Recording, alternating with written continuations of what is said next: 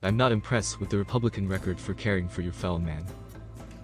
Not only are they pointing at anything but the guns, the source of their extra donations from the NRA, but they also took part in the deaths of hundreds of thousands of Americans by misleading them into not taking the COVID vaccine. Instead, they touted fake treatments, from Trump's bleach and UV lights to the questionable horse paste. Let us not forget how the Republicans are trying to suppress people's right to vote. They're perpetuating misinformation and passing it off as news with the support of right-wing networks like Fox. They don't have to label their TV shows as entertainment instead of news, so people who watched it have been misled into believing it. The Republicans also try to make laws that make it difficult to register to vote, or to vote early, which is the favored method of low-income people who can't make it to the polls.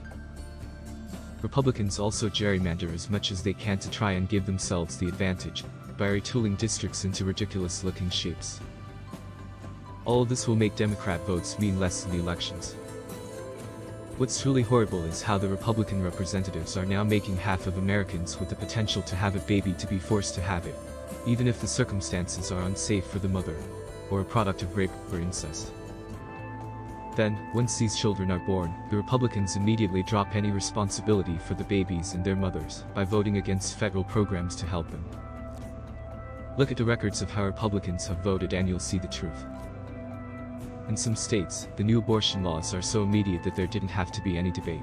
Trigger laws ripped away bodily freedom from half of Americans in those states. After all, the Republicans don't care about little things like life, liberty, and the pursuit of happiness. Just getting some new babies born to shore up our armies and get them to buy more guns so that we're paid more.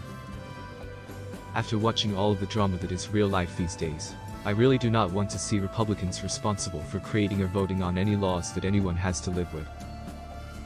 Never forget the actions that the Republicans have taken. Their interference in our lives speaks louder than words. Make sure that your IDs are in order. Make sure you know where you're supposed to vote and have a way to get there. Call your friends and family and encourage them to do the same. Help them if they need it. Please join me in voting the Republicans out of office in the 2022 midterm elections and in the 2024 presidential election. That will send them a message that we won't put up with their scams anymore.